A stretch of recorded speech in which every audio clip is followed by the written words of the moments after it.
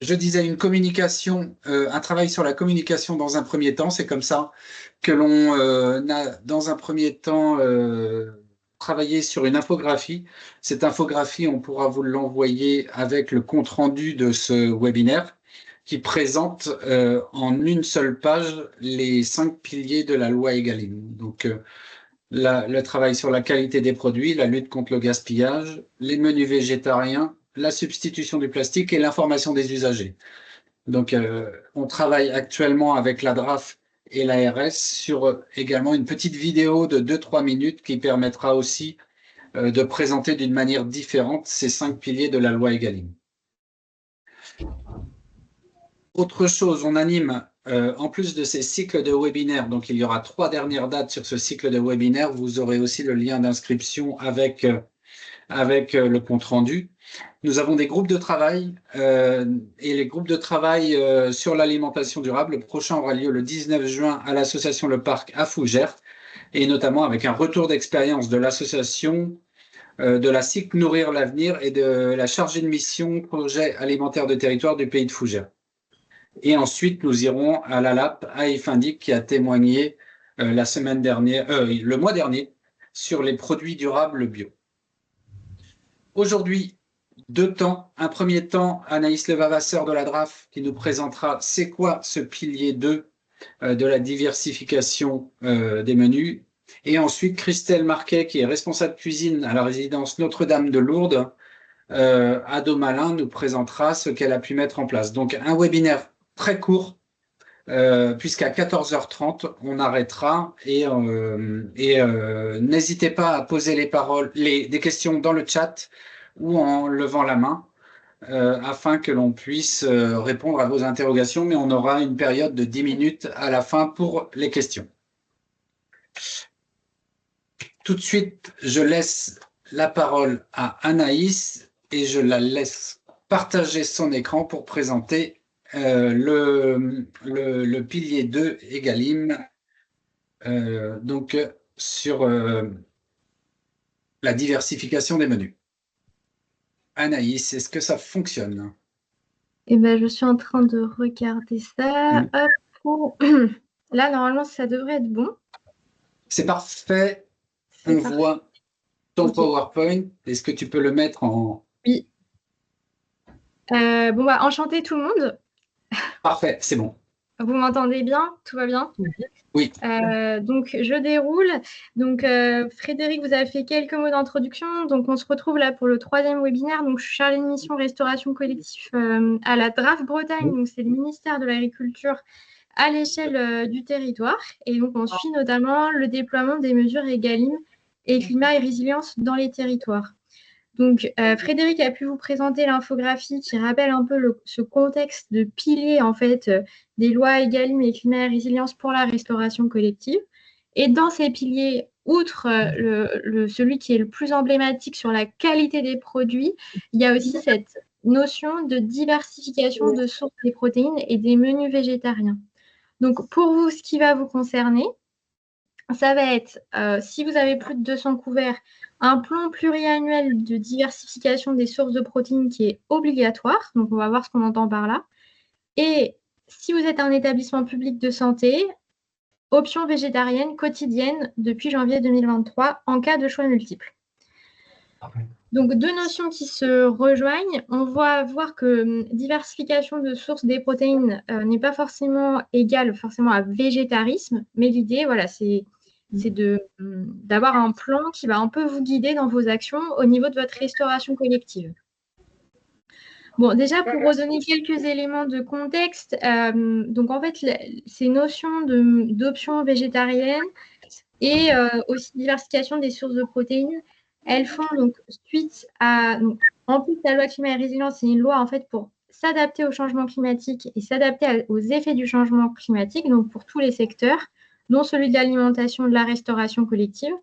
Et donc, il y a plusieurs intentions derrière les mesures de diversification des sources de protéines qui vont concerner la restauration collective. Contribuer au développement des filières en fait, de légumineuses, pois chiches, lentilles, etc. Des enjeux de santé pour être alignés avec le programme national de nutrition santé. Donc, tendre vers au moins une consommation 2 fois par semaine de légumes secs et un féculent complet par jour. Donc, s'orienter vers une alimentation qui est plus riche en fibres, plus riche aussi en antioxydants, anti-inflammatoires. Voilà, donc pour vous donner une idée, il y a souvent ce chiffre qui ressort. Il y a 100 ans, on mangeait à peu près, on pouvait manger jusqu'à 16 kilos de légumineuses par an. Maintenant, on est plus sur du moins de 2 kilos. Donc, en fait, notre alimentation a complètement changé en 100 ans. Et donc, ça a créé cet objectif du Programme national de nutrition santé. Alors, c'est aussi vu comme une manière, en fait, d'améliorer la qualité des produits, notamment celle de la viande, avec, dans une moindre mesure, l'idée de réinvestir dans l'achat de la viande de qualité, vu qu'en fait, cet objectif de diversification des sources de protéines se rejoint avec l'objectif réglementaire d'une viande de qualité, en moyenne à 60% par an. Et alors, comment on diversifie ces sources de protéines? Il y a des actions qui ont été identifiées par le Conseil national de la restauration collective, donc qui est une instance qui réunit les acteurs de la restauration collective pour produire en fait des livrables sur la mise en place d'égalim en restauration collective. Et il y a eu notamment un guide pour établir un plan de diversification des sources de protéines. Alors, en sachant que ce n'est pas parce que vous avez moins de 200 couverts que ce n'est pas une source d'inspiration, notamment pour tendre vers l'option végétarienne quotidienne en cas de choix multiples. Donc, c'est quand même une mine d'informations et d'inspiration. Et donc, le Conseil national de la restauration collective, il a un groupe de travail nutrition qui s'est réuni et qui a produit des recommandations d'action autour de ce agir sur le plat, le produit, la présentation, comment on positionne le produit, comment on en fait la promotion et agir sur le personnel.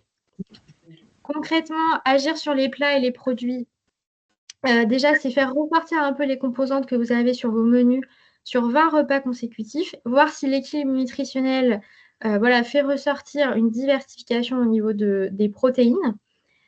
Le produit, vous pouvez aussi agir sur la composition du produit, notamment donc après avoir un peu regardé sur 20 repas ce que vous faites ressortir, avec des plats qui sont mixtes, c'est-à-dire associer une protéine animale avec une protéine végétale. Surtout que dans le domaine de la santé, vous êtes parfois confronté à des usagers au niveau de la restauration collective qui ont des besoins très élevés en sources de protéines. Donc, ça permet un peu d'aller travailler tout ça. Aussi, redéfinir les portions au niveau de la viande. Vous pouvez donc, avec ces plats mixtes notamment, voir en fait si finalement il n'y a pas quelque chose à jouer sur la diminution de la portion, la rééquilibrer avec des légumineuses, notamment parce que parfois on constate donc en lien avec le gaspillage alimentaire que vous allez avoir une portion de viande en fait qui est trop importante par rapport à ce qui est réellement consommé. Évidemment, donc ça rejoindra un peu cet enjeu de formation du personnel, un travail sur le goût, la texture, notamment en fait déjà sur la viande pour éviter en fait pour capitaliser le morceau de viande que vous allez servir. Par exemple, ça va être des cuissons basse température, votre viande va rendre moins d'eau et donc en fait voilà, vous allez finalement avoir une portion de viande plus élevée dans l'assiette alors que vous en avez acheté autant que d'habitude. Oui, notamment pour en fait tout ce qui va être aussi protéines végétales, vous pouvez tout à fait jouer aussi sur des marinades, voilà. Avoir cette notion de goût et de texture. On en parlait, une option végétarienne, si vous êtes en multi-choix pour les établissements publics de santé. Et agir sur le plat ou le produit, c'est aussi proposer des recettes qui sont familières, notamment pour les plats végétariens. Ce n'est pas parce que vous êtes sur un plat végétarien qu'on doit en fait dérouter l'usager. Vous pouvez tout à fait proposer, par exemple, le grand classique en restauration collective, c'est les lasagnes avec des lentilles. Donc, on fait un rappel en fait sur un plat qui est très familier à l'usager et il va être moins rebuté face au plat diversifié. Oui, oui. Agir sur la présentation. La présentation de votre plat, donc végétarien ou diversifié en sources de protéines.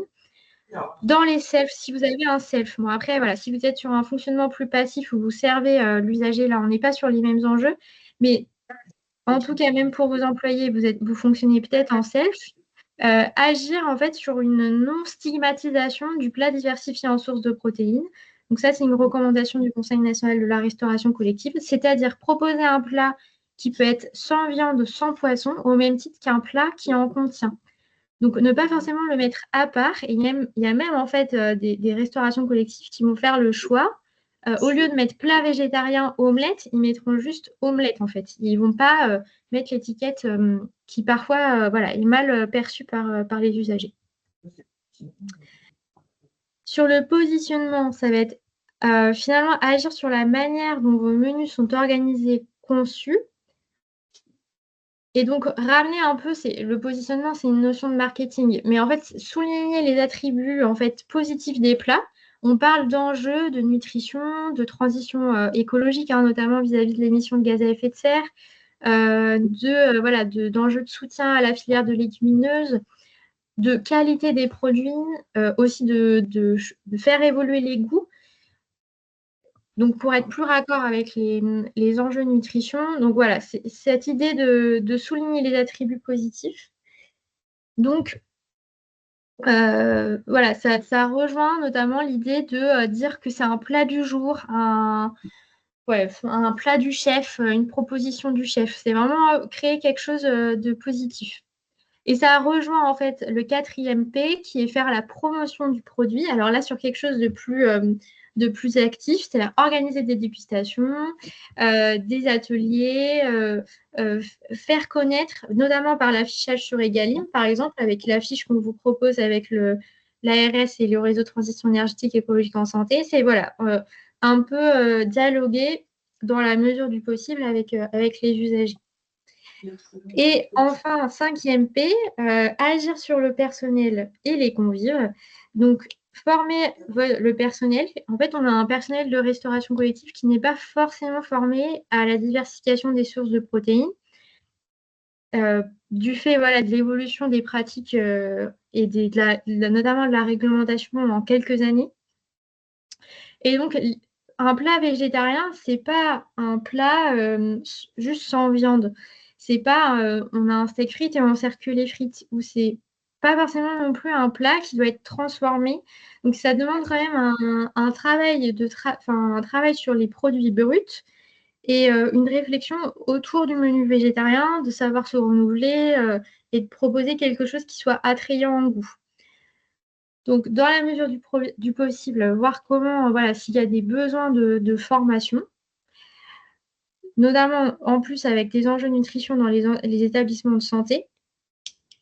Aussi, on parlait de cuisson de basse température, etc. C'est très intéressant, mais ça demande quand même une certaine technique culinaire et de revoir la manière dont on va cuisiner. Aussi, au niveau du personnel, c'est en fait leur fournir les équipements qui vont leur permettre de diversifier ces sources de protéines et d'aller vers d'autres plats, d'autres menus. Donc, réfléchir à des outils, des équipements pour notamment travailler des produits bruts de manière efficace. Tout ça, alors votre établissement est peut-être couvert au niveau de votre communauté de communes par un projet alimentaire territorial et parfois au niveau des projets alimentaires territoriaux, qui sont des politiques en fait sur l'alimentation à l'échelle des communautés de communes. Parfois, vous avez des actions qui se mettent en place. Donc, ça peut être intéressant d'être identifié par le projet alimentaire territorial de votre territoire, selon le degré de maturité de la politique sur la communauté de communes. Mais il y a des projets alimentaires territoriaux, parfois, qui vont organiser des formations à l'échelle de la communauté de communes, par exemple, notamment sur cet axe-là. Donc, on voit qu'il y a une zone blanche, mais en Bretagne, on est quand même bien couvert par ce type de politique publique. Un autre enjeu est évidemment de renseigner. Alors, ce n'est pas évident, parce qu'en fait, c'est optionnel, mais alors, je le rappelle, la télédéclaration est obligatoire au premier trimestre de chaque année. Et vous pouvez profiter de ce moment sur ma cantine pour faire le point en fait sur votre plan de diversification des sources de protéines. Vous pouvez renseigner toutes les notions du plan de diversification des sources de protéines. Si vous mettez en place un menu végétarien, par exemple, une fois dans la semaine. Et ça permet de valoriser votre travail et de faire le point. Vous avez des guides pour aller plus loin, notamment un plan qui a été dressé par le Conseil national de la Restoco et qui vous donne un exemple de plan à dresser sur 2 ans d'action. Donc, en fait, vous pouvez tout à fait reprendre, ça tient sur une page, ce plan, et voir un peu comment vous pouvez le travailler. Vu que de toute façon, vous devez rentrer cette notion de diversification dans vos pratiques au-dessus de 200 couverts. Vous avez aussi un guide qui a été établi par mes collègues d'Île-de-France spécifique aux EHPAD qui est très intéressant et des recettes qui sont disponibles sur ma cantine. Et donc, la DRAF se tient évidemment à votre disposition pour toute question sur la réglementation, par exemple. Donc, n'hésitez pas à nous contacter. Merci Anaïs. On pourra mettre le lien de ces différents documents dans le compte-rendu également de cette réunion. Et maintenant, on va pouvoir avoir un témoignage d'un établissement, donc la résidence Notre-Dame de Lourdes à Domalin, dans le 35. Donc, Anaïs, est-ce que tu peux arrêter ton partage, comme ça on va voir Christelle. Et donc, je vous laisse la parole, Christelle, déjà pour nous dire quelques mots sur votre résidence. Okay. Bonjour tout le monde. Donc, nous, on a 64 résidents. On est une équipe de 3 cuisiniers. On travaille un maximum de produits frais et de saison. On est actuellement, suite à la déclaration, à 5% de produits bio et 34% de produits durables et de qualité. Donc, on a fait un petit travail sur la diversification des protéines suite à une formation interne de M. Marion et M. Moni. Tout le personnel de cuisine, en fait, a pu bénéficier de la même formation.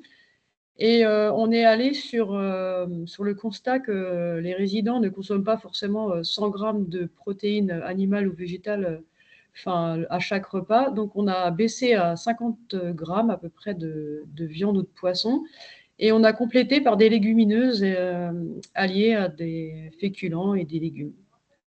Donc, on fait par exemple des terrines de poisson avec 50% de poisson et 50% de haricots blancs, ou des lasagnes également avec 50% de viande et 50% de haricots rouges. Du coup, on va tendre à de la viande de meilleure qualité. Donc, on travaille beaucoup, nous, avec la viande bleu blanc cœur ou de la belle rouge. On fait également aussi des sauces à base de légumineuses. Donc, la mayonnaise, on va partir à partir de haricots blancs ou de pois chiches. La vinaigrette également. Et les gâteaux du goûter qui sont faits par les cuisines, on va partir également à base de légumineuses et de poudre d'amande. Sur les desserts, on a baissé aussi les œufs. Pour la crème anglaise, par exemple, au lieu de partir sur 8 œufs au litre, on est à 2 et on complète par la légumineuse.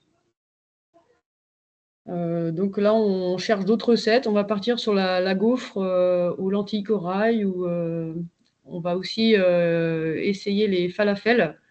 Donc, on va commencer peut-être à les mettre en entrée avec juste une petite boulette par résident pour voir si ça plaît ou pas. On essaye d'y aller petit à petit. Voilà pour notre diversification. Merci. Donc, en gros, vous n'avez pas travaillé un petit peu comme l'a dit Anaïs, finalement, sur un passage à des plats végétalisés complets, mais vous avez plutôt baissé le recours à la viande et augmenté les légumineuses, les féculents. On a essayé de faire des plats, pour le midi, je parle, hein, parce que le soir, les repas sans viande ou poisson, ça marche bien, mais le midi, ils sont habitués à leur petite portion de viande ou de poisson quand même. Donc, on diversifie comme ça. Ok. Il y a une petite question dans le chat, c'est qu'est-ce que vous avez suivi comme formation? Vous avez dit une formation interne, Ouais. vous pouvez nous en dire un petit peu plus? Tout à fait. Alors, pour l'instant, on a fait 3 jours, il nous reste 2 jours. La première formation, c'était, la première journée, pardon, c'était plus sur le mode de cuisson. Donc, nous, ça fait déjà beaucoup d'années qu'on est en cuisson de nuit. Donc, on a juste revu avec l'ensemble de l'équipe les températures à cœur. Et on a eu une journée énormément basée sur les légumineuses. Et là, on a fait quelques recettes avec Monsieur Moni ou Monsieur Marion et on a fait goûter à l'ensemble du personnel. Donc ça a permis d'impliquer tout le monde, aussi bien des aides-soignantes que des infirmières que la direction. Et après, on a pu mettre ces recettes, enfin les proposer aux résidents.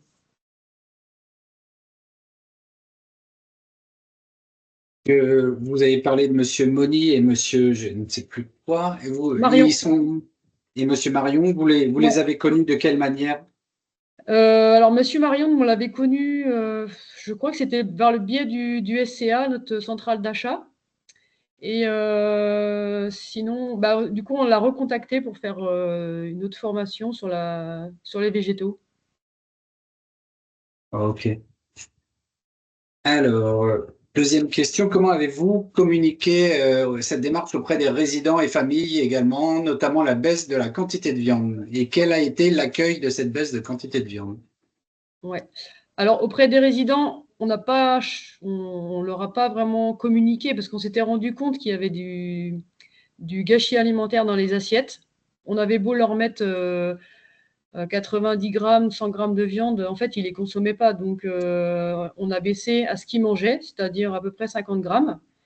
Et on a mis les protéines, comment dire, les haricots, par exemple, avec un féculent ou un légume. Et ça s'est passé naturellement.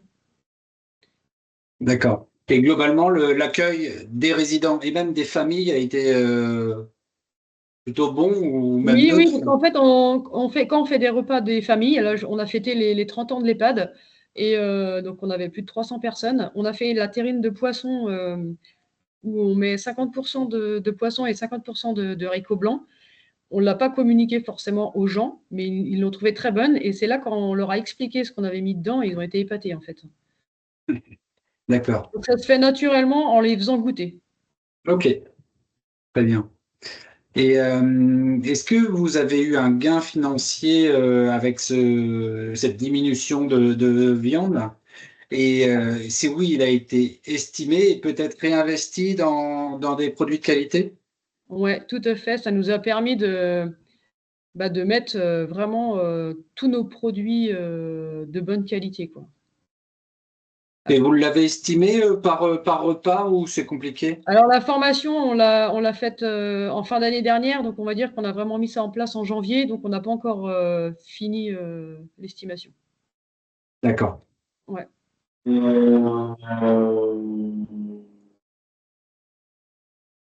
Alors, nous avons, ouais, Anaïs a mis un petit peu d'informations sur Monsieur Moni qui fait partie du mouvement des cuisines nourricières. Et aussi, n'hésitez pas à jeter un coup d'œil à ma cantine, outre toutes les ressources du Conseil national de la Restoco, donc on vous laisse en lien dans le diaporama. Il y a aussi un recensement des acteurs en fait de l'écosystème sur la diversification des sources de protéines qui peuvent vous accompagner, comme le mouvement des cuisines nourricières, mais il n'y a pas que eux, il y a beaucoup d'associations, voilà, d'entreprises. Voilà, si vous avez un peu de budget pour financer des formations. Et aussi, voilà, si vous avez moins de budget, déjà vous tournez dans un premier temps vers les ressources du Conseil national de la restauration collective, qui sont donc à disposition sur ma cantine. Question, avez-vous pu acheter des légumineuses bio ou en circuit local? Non, pas encore. Non, là, on n'a pas encore fait ce chemin. On n'a pas. On travaille avec donc nous une centrale d'achat et qui nous met plutôt dans des grands distributeurs et c'est à nous là d'aller vers du local. Ouais. Mais ça nous a permis quand même de prendre des céréales de meilleure qualité, bio et complètes. Oui, le bio, vous l'avez passé, mais peut-être pas en local pour l'instant. Pour l'instant, non. Ok. Et vous êtes en lien avec votre chargé de mission PAT, ça vous parle? À Domalin, je crois qu'il y en a un. C'est sur le Pays de Vitré, c'est ça? Oui, mais là, je ne peux pas vous dire. Ouais. Anaïs, il y a un chargé de mission PAT sur Vitré Communauté ou... Oui, sur Vitré, il y a un projet alimentaire territorial. Donc, il faut. Alors, On Vitré, pourra vous je mettre ne en pas lien tromper, mais avec... je crois qu'il y en a un. Après, voilà, il faut à vérifier. Il n'y a pas d'image. Il n'y a que les gens. eh bien, il est 14h30. Dans la conversation, je crois qu'on a répondu à toutes les questions. Je ne vois pas de main levée. Eh bien, on est parfaitement à l'heure pour se dire au revoir. Merci à Christelle de ce témoignage. Peut-être qu'on en saura un peu plus. Je garde vos coordonnées au cas où on aurait des questions complémentaires qui nous arriveraient après. Merci Anaïs pour cette présentation à nouveau de ce pilier. Et on se retrouve, je regarde la date, pour le prochain pilier qui est la lutte contre le gaspillage alimentaire le 27 juin. Donc on vous remettra le lien d'inscription avec le compte-rendu si vous le désirez. L'enregistrement sera également envoyé avec le compte-rendu pour les personnes qui n'ont pas pu participer à cette réunion et vous pouvez transférer à vos collègues. Merci à tous, bon après-midi et bon week-end. Au revoir. Merci. Merci, au revoir.